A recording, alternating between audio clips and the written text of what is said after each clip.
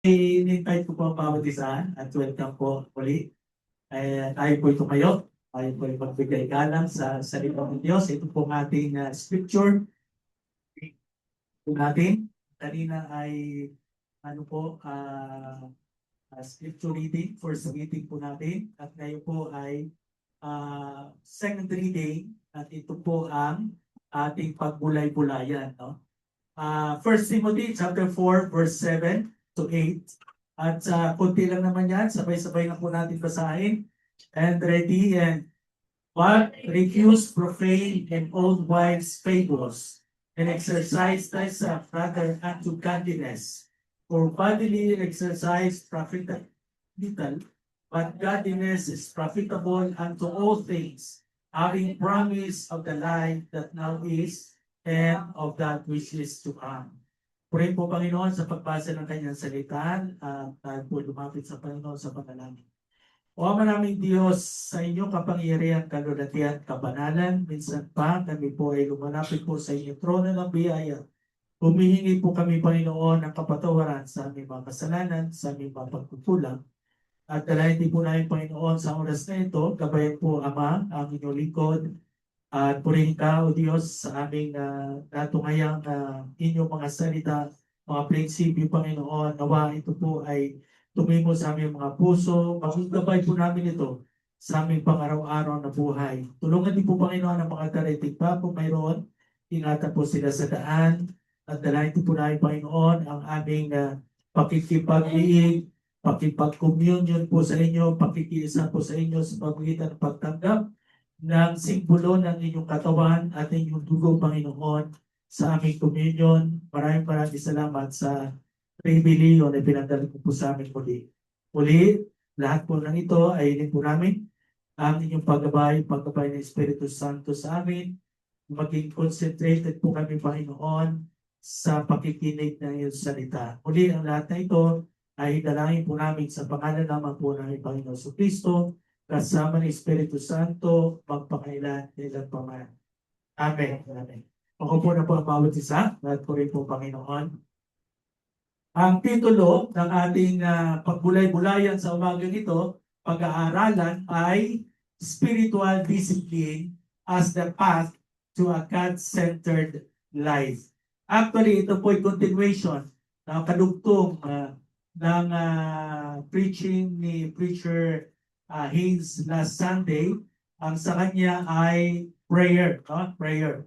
At ang prayer ay nakapalo po dyan sa isang discipline po yan. Kumbaga, sa laro, no? Sa Olympics, ano bang larangan ng mga palaruan o mga palaro, ang bawat event ay tinatawag nilang discipline.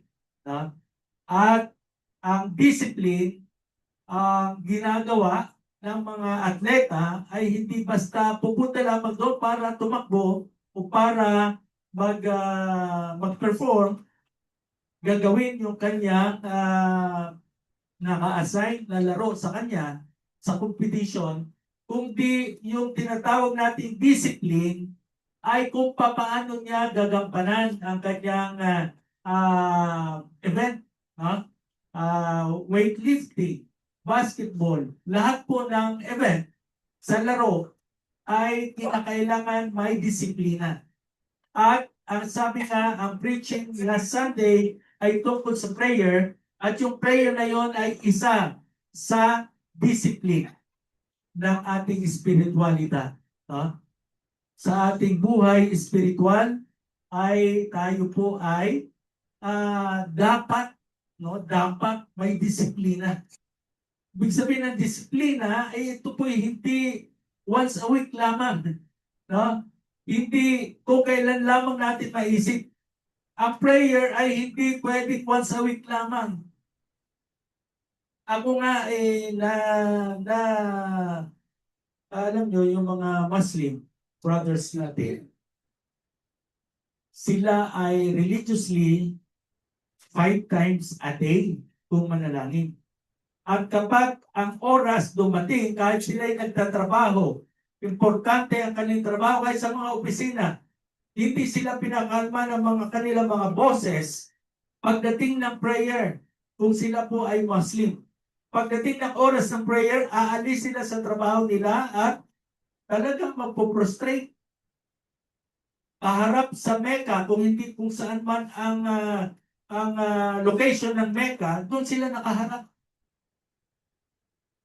Tayo mga Kristiyano, ilang beses tayo manalangin? Ilang beses sa isang araw tayo manalangin? Kaya nga, ang discipline, spiritual discipline, ay hindi lamang natin ito, prayer, devotion, hindi lamang natin ito gagawin sa isang beses, isang linggo, kung kailan natin maisip.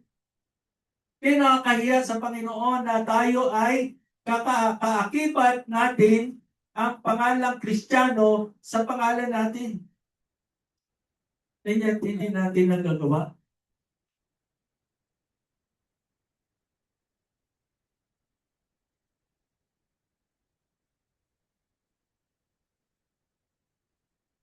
Wala pa. Ayan. So bilang palimula, spiritual discipline is not about legalism or empty religious routine. So sinasabi natin na kung kailan natin maisipan, hindi ganon. Kung kailan lang natin maisipan manalangin, kung kailan lang kailangan manalangin, kung kailan lang may kinakailangan tayo ilapit sa Panginoon, pagkakasakit, may hinihiling tayo, doon lamang tayo lalapit sa Panginoon. At hindi yan legalismo. Yan ay sinasabing intentionally. Intention. Ginugusto mo dapat. Example, yung prayer, dapat ginugusto mo ang panalangin. Lumapit sa Panginoon. So, spiritual discipline is not about legalism or empty, walang laman na religious routine. Parang mekanismo lamang, mechanical. Hindi ganoon. So, spiritual discipline is intentional.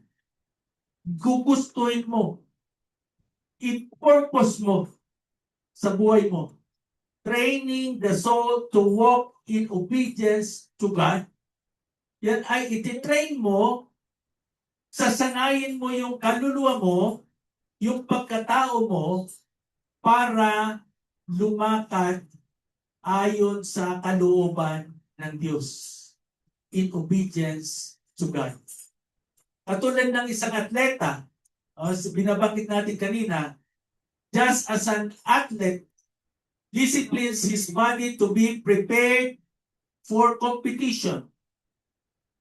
Therefore, a believer must discipline his spiritual life to grow in Christ.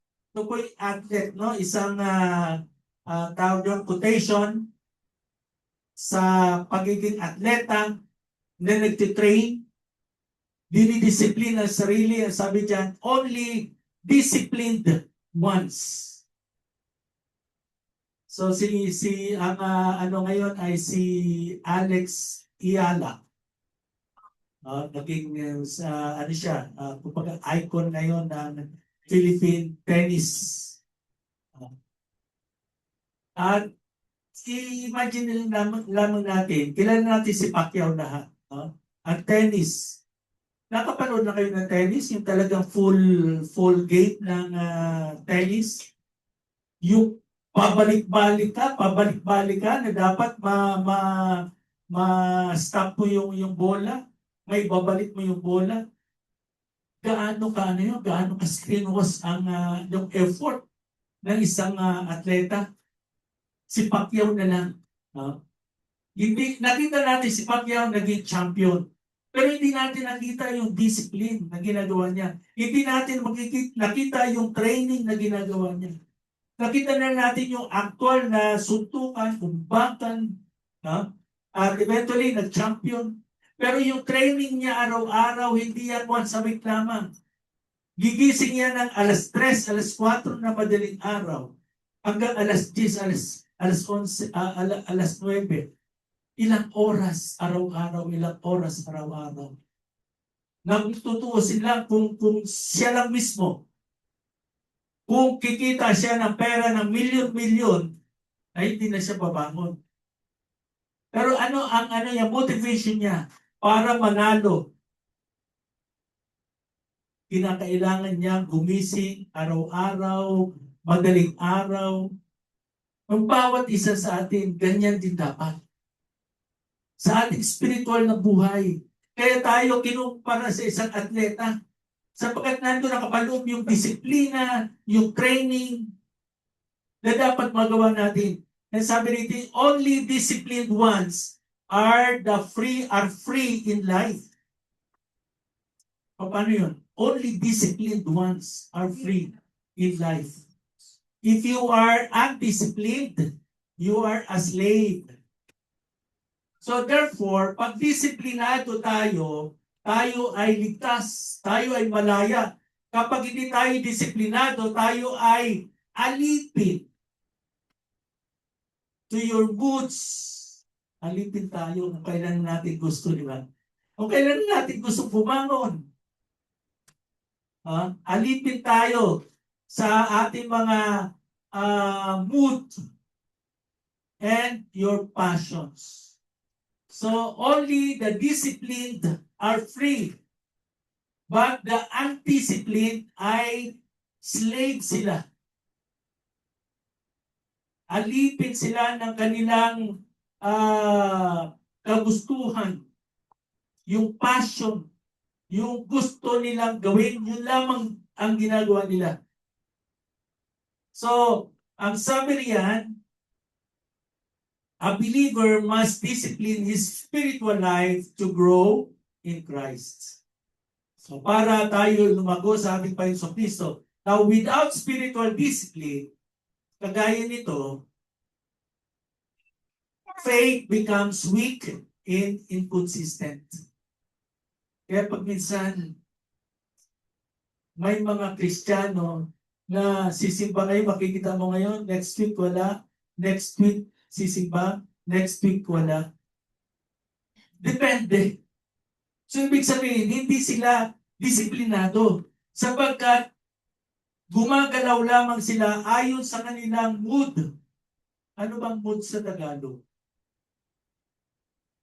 Yung ano yun? Hindi naman muda.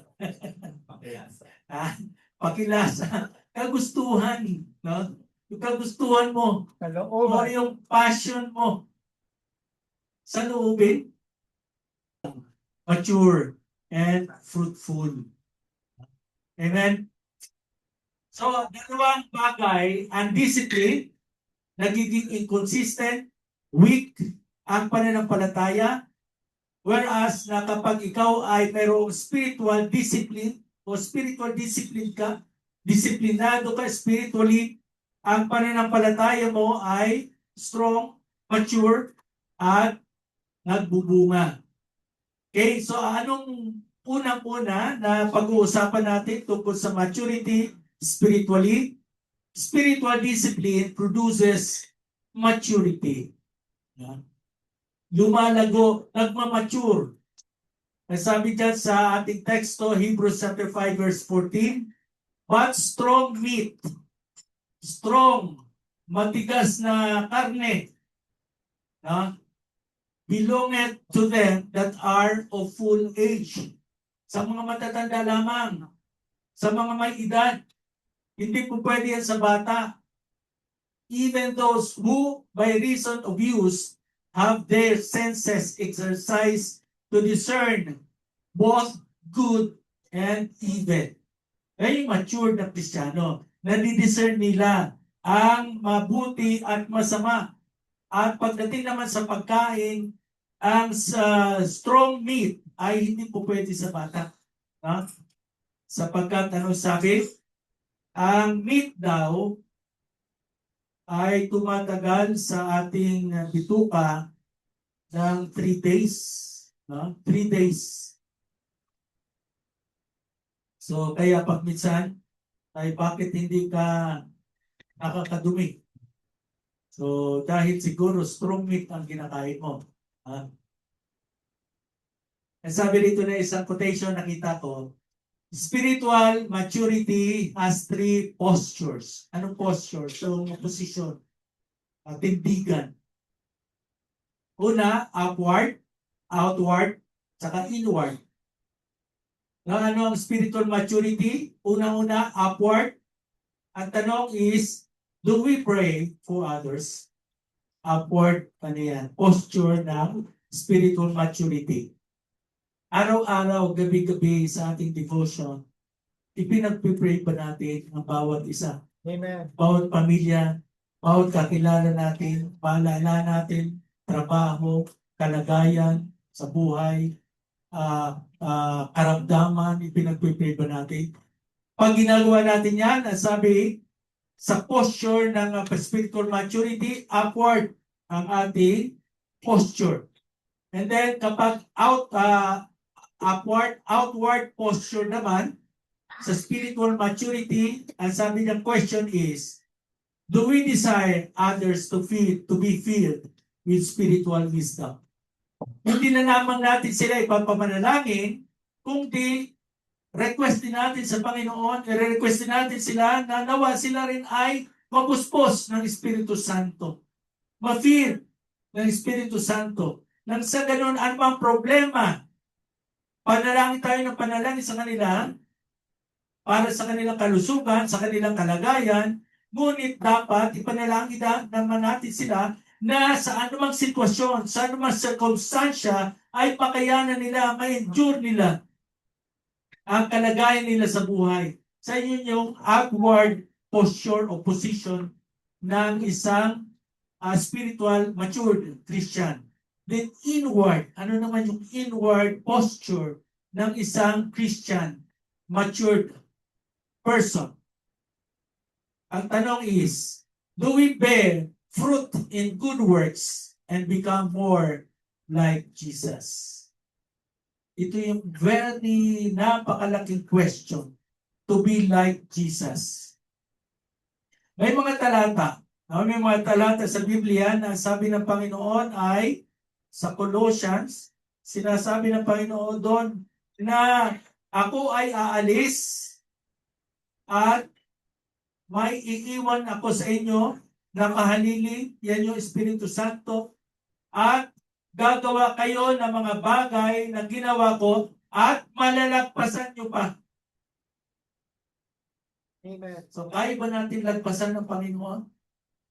Nasabi niya, kaya nyo lagpasan ng ginawa ko, yung ginawa ko bilang tao, kaya nyo lagpasan yun sapagkat 3 years lang ang ministeryo ng ating Panginoon sa mundo.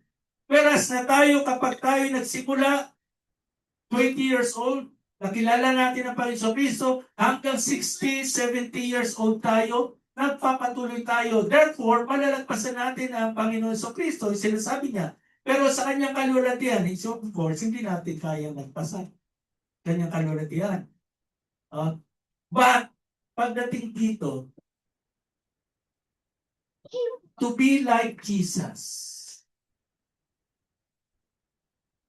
yung pag-isa, napakalaking question kung kaya ba natin maging kagaya man lang ng ating Panginoon Kristo. Hindi kagaya niya na maging kagaya niya as Diyos, ngunit sa kanyang pagkatao noong siya'y nakatira pa sa mundong ito.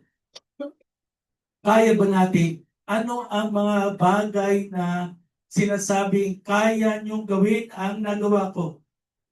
Pakikipagkapwa-tao, tumulong sa kapwa-tao, magmahal sa kapwa-tao.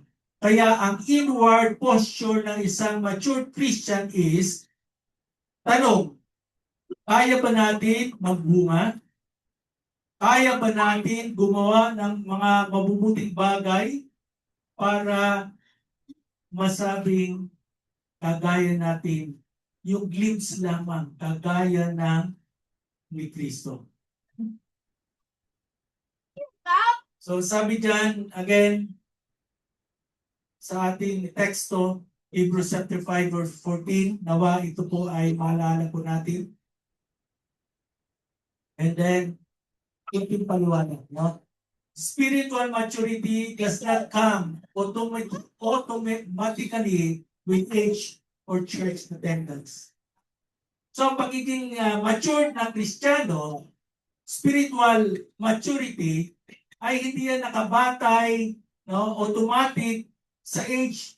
Halimbawa ako ay 67 years old na, sabi, ay, matured na yan. Matured sa edad, yes. Matured sa edad. Pero pag minsan, makikita nyo ako, immature pa rin ang pag-uugali. Immature pa rin ang pananalita. Immature pa rin ang gawin. So, ibig sabihin, ang spiritual maturity hindi nakabatay sa edad at hindi nakabatay sa church attendance. Baka kako, yung reason ng iba. Ay, pastor, kaya ako hindi umaatid palagi kasi hindi naman nakabatay sa church attendance. Hindi naman nakabatay sa church attendance yung spiritual maturity. Ha? So, baka. Baka. So, sabi pa, it comes through yung spiritual maturity, hindi yan nakabatay sa age, sa edad, hindi yan nakabatay sa church attendance natin. Kahit na linggo-linggo tayo po'y sumasamba o hindi sumasamba, it comes through consistent practice of God's Word. Discipline. Practice. Saan ba nakuha yung practice? Sa disiplina. Kinakailangan mo disiplinahin ang sarili mo para mag-practice. So, ang spiritual maturity ay pamagitan ng consistent, patuloy na pagpapractice na pagbabasa ng salita ng Diyos. Ito na nga lang, yung natin, ordinansa ng church yan. Ibig sabihin, sanction yan ng Diyos, kautusan yan. Kumbaga sa government, yan ay nasa constitution. Lumabag ka dyan ay nagkasala ka sa constitution. Ganon din naman sa atin. Ang devotion natin sa gabi ay church ordinance. And since it is a church ordinance, sanction niya ng Diyos. At kapag hindi natin ginagawa yan, hindi natin sunod-sunod yan, nagkakasala tayo sa ordinansa ng iglesia. So it comes through consistent practice of God's Word. Kinakailangan. At hindi lamang yun ay bagayan lamang. Ang devotion natin, yun ay parang patikim lamang. Kumbaga sa view, glimpse lamang. Glimpse. Patikim lamang. Ano ibig kong sabihin? Dapat mayroon din tayo personal discipline na magbasa ng personal na pag-aaral ng salita ng Diyos. Hindi lamang tayo doon aasa sa ating devotion. Sapagkat yung devotion natin ay verse by verse lang doon. Whereas na kapag ikaw ay nag-devotion ng sarili mo, marahil ay nakakabasa ka pa ng isang chapter sa Biblia. So kinakailangan consistent tayo sa pagpapractice ng pagbabasa ng salita ng Diyos. Then, discipline trains our spiritual senses. So that we can discern right from wrong.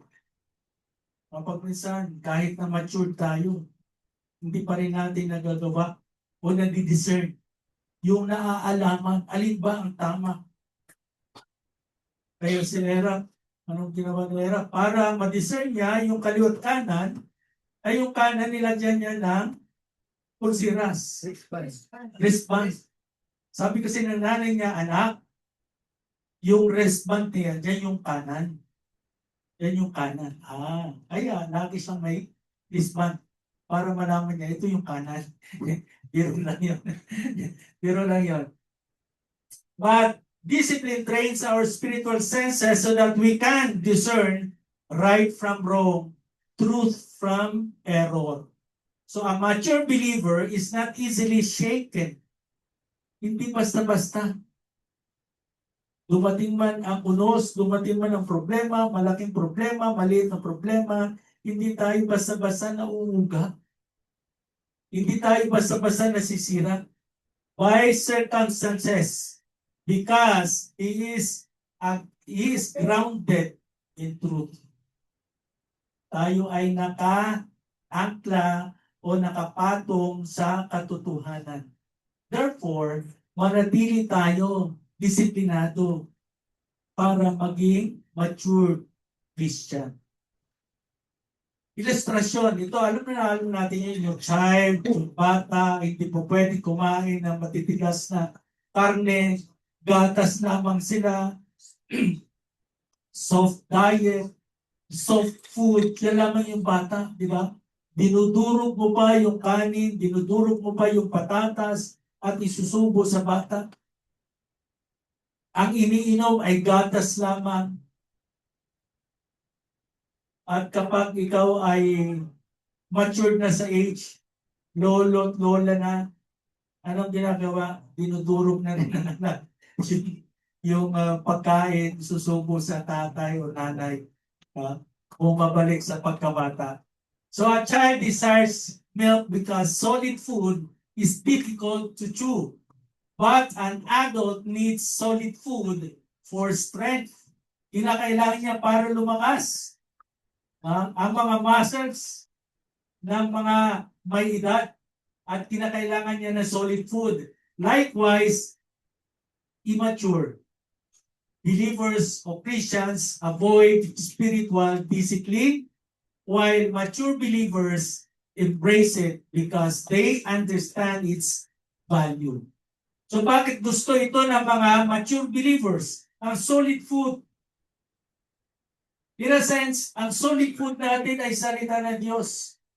Bakit gusto ng mga believers magbasa ng salita ng Diyos, mag-devotion, sapagkat ito yung solid food na kinakailangan natin para lumakas, lumago. Anong application natin dyan? I-apply natin ito sa ating sarili, yung mga nabasa natin kanina, natungayan natin sa kanina. Unang-una, discipline yourself to study the Word regularly. Amen. Amen? Discipline. Gaano tayo kadisiplinado na maghanap o magbasa ng salita ng Diyos regularly. Lagi. Hindi lamang tayo babase doon sa ating devotion, nightly devotion. O ako nga ay nalulungkot pag minsan na parang it seems na yung karamihan ay hindi ko nakikita man lang. Sabi pa, hindi ko na kailangan makita kung kami nang babasa. Hindi kinakailangan ko, kasi ordinance yun ng church. Kinakailangan ko may makita man lang akong note man lang, reaction man lang. So, paano natin i-apply sa ating sarili yung Christian maturity, Christian spiritual discipline? Unang-una, discipline. Let us discipline ourselves to study the Word of God. Hindi lamang pagbabasa, pag-aaralan natin. I-apply din natin sa ating sarili. Ano ba ang sinasabi ng Diyos sa akin? Tandaan po natin, ang prayer ay one way na pagkikipag-usap sa Diyos. Paano natin malalaman ang tugon ng Diyos sa atin? Sa pamamagitan ng pagbabasa ng salita ng Diyos, doon mangungusap ang Diyos sa atin. Doon sumasagot ang Diyos sa atin. So kapag pray lang tayo ng pray, one way lamang po yun. At hindi tayo nagbabasa. Paano natin malalaman na tumutugon ng Diyos o nangungusap ang Diyos sa atin? Sa pamamagitan ng pagbabasa ng kanyang salita. Then pangalawa, discipline your thoughts. Disiplinahin natin ang ating kaisipan sa ating salita at ating action. Kapag minsan, hindi natin nagagawa ito. Kaya pag minsan sasabihin, ay na-offend ako. Ang pangit na ugali nito, Kristiyano pa naman. Believer pa naman. Ang kanyang kaisipan, kanyang pananalita, ang kanyang gawa. Yung action niya. Ba't hindi ganon? Parang hindi nakapattern doon sa sinasabi, you must be like Christ. And then pangatlo, choose obedience even when it is uncomfortable. Maging masunurin tayo. Mas pili natin yung sumunod kahit na hindi komportable sa atin. Kapag minsan nagkakaroon tayo ng problema, maging literal sa trabaho.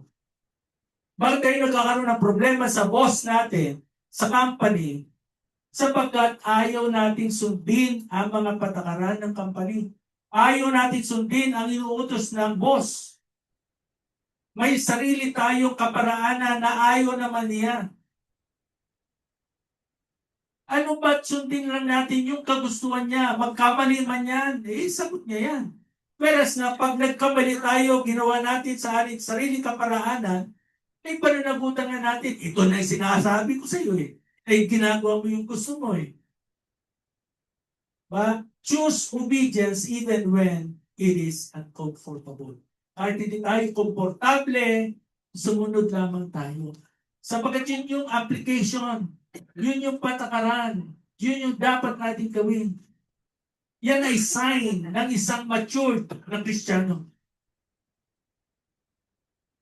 Sign na tayo ay disiplinado. And then pangalawa, spiritual discipline deepens through worship. Ang spiritual na pagdidisiplina o disiplina ay nagpapalalim sa ating totoong pananambahan. So paano tayo lalalim sa pananambahan kung hindi natin madisiplina sa sarili natin na gumising ng maaga o matent sa pananambahan? Maging sa prayer meeting, ito'y requirement. Hindi ito'y requirement ng pastor, prayer meeting. Ito'y requirement ng Diyos, requirement ng church. Prayer meeting. Dapat nga, isang linggo, dalawa ang service natin. Isa na nga lang ang service natin. At ginagawa natin yung prayer meeting as service na rin. Pag-aaral ng salita ng Diyos. Pero wala pa rin. Wala pa rin. So spiritual discipline deepens. Nagpapalalim sa totoo na pananambahan. Anong verse natin dyan? John chapter 4 verse 23 hanggang 24. Ang sabi rito, but the hour cometh. Narating ang oras, panahon, and now is, at nandito na yan, nariyan na yan, yung panahon na yan, when the true worshipers shall worship the Father in spirit and in truth. Tayo na mananamba, sapagkat ang Diyos natin ay Espiritu, tayo sasamba sa Espiritu at katotohanan. For the Father in spirit and in truth. For the Father seeketh such to worship Him. Sapagkat ang Ama, ang Diyos, ay naghanap ng tao na mananamba sa Kanya. So hindi yan sinulat ni John para mabasa lamang per se. Sinulat yan ni John para pag-aralan mo, para intindihin mo, para lumalim ka sa totoong pagsamba sa Diyos. Nang sabi, ang Diyos ay Espiritu. At kapag ikaw ay sumasamba sa Diyos, sumasamba ka sa Espiritu at katotohanan. Ang Diyos ay Espiritu at katotohanan. Ang sabi diyan, God is a spirit. And they that worship Him must worship Him in spirit and in truth. Spiritual discipline deepens our true worship. Again, kunting paliwanag. True worship is not limited to singing songs on Sunday. Kumakanta tayo. May music team tayo. Sumasabay tayo sa kantahan. Pero ang totoong pananambahan, hindi yan nakabantay o hindi yan limitado, hindi yan nililimita doon sa pagkanta lamang. Parte ng pananambahan ang pag-awit sa Panginoon. Pagpupuri sa Panginoon yan. Pagdadakila sa Panginoon yan, balang araw pag nandun na tayo sa kalangitan, ay magpupuri, magsasamba tayo sa Panginoon sa pamamagitan ng awitan. Kaya nga, yung mga may mga talento, ay talagang siguro iipunin ng Diyos yan. O dito yung may mga talento, dito yung mga musician, at kayong mga walang talento, sumabay na lang kayo. No? Kaya nga laging paulit-ulit, kami bilang pastor, mga ngaral, pagdating ng araw na matapos na yung buhay namin dito sa mundo, ayun na, tapos na ang aming trabaho. Pagdating sa langit, sino ang pangangaralan namin doon? Sino ang pipreacher namin doon? Ay lahat doon ay ligtas na. Whereas kayong mga musician, mga may talent, magaganda ang boses, ay meron kayong parte, meron kayong ministry. Tuloy-tuloy ang ministry nyo. Sapagkat hahalo kayo doon sa mga anghel na nag-aawitan. Alam nyo, lahat ng instrument, sabi nga, pag pinag-aralan natin yung angelology, lahat, noong si Lucifer ay namumuno doon sa kalangitan, siya yung choir director. Lahat ng instrument, sabi ng mga Baptist, wala kaming gitara, wala kaming drum, wala kaming bass, piano lamang. Sapagkat yung mga yan ay ginagamit sa mundo, sa libutan. Yung drum ginagamit sa sanlibutan, yung gitara ginagamit sa libutan, yung bass ginagamit sa libutan, yung tambol ginagamit sa libutan. Ay yung piano kayo. May nakita ka bang tumutugtog dyan sa hotel, sa mga concert na walang piano? Yung mic. Wala. Samantala, lahat ng instrument nandun sa kalangitan. Kasi ang choir director, lahat, si Lucifer, ay musician. Lahat ng instrument ay ginagamit. O bakit sasabihin, bawal kasi yan ay nasa libutan, yan ay masama? Sino may sabi? Baka pagdating natin doon, lahat ng instrument hindi natin kilala, nandun. Hindi natin alam, nandun pala. So true worship is not limited to singing songs on Sunday. Worship is a daily offering of one's lives to God. Daily. Ino-offer natin ang sarili natin sa Diyos. Kaya kinakailangan maging kagaya nga tayo ni Kristo para may offer natin ang sarili natin sa Diyos. Yan ang true worship. Spiritual discipline keeps our worship sincere. Iniingatan ito. Ginagawa nitong sincero ang ating pag-worship sa Panginoon. Focus. Kaya pag minsan nakafocus tayo sa pakikinig, huwag natin pangalaman yung bata. Huwag tayong ma-distract sa bata. Huwag tayong ma-distract sa katabi. Huwag tayong ma-distract sa pagkikipag-usap ng katabi natin. Focus lang tayo sa pakikinig ng salita ng Diyos. And maging sentro natin ang Diyos sa ating buhay. So when worship lacks discipline, kapag nawawala ang disiplina sa pananambahan, it becomes emotional and shallow. Nakaattend ako sa mga churches na parang ganito. May may kapihan, may tindahan. Mamaya, lakaran ng lakaran, tiplan ng kape, habang nagsisermon. Paano ka mapag-focus? Yung nagkukwentuhan. Paano ka mapag-focus? So when worship lacks discipline, it becomes emotional and shallow. Kung kailan ng kantahan, saka nandun yung emotion. After ng kantahan, nandun may speaking tongues ka dahil yung emotion mo ay tumaas ng tumaas. Kung ano-ano pang nasasabi mo, pagpupuri sa Diyos, ngunit ang worship mo ay napakababaw. So when worship is disciplined, it becomes consistent and sincere. Consistent yan, patuloy yan, at sincere yan, tapat yan. Sa illustration, nasabi rito, an instrument that is never tuned cannot produce a beautiful sound. Kanina, tinitingnan ko, si Jamie, ang ingay ng ano niya, ang Opo. ingay ng gitara niya, ang ingay lahat, maingay.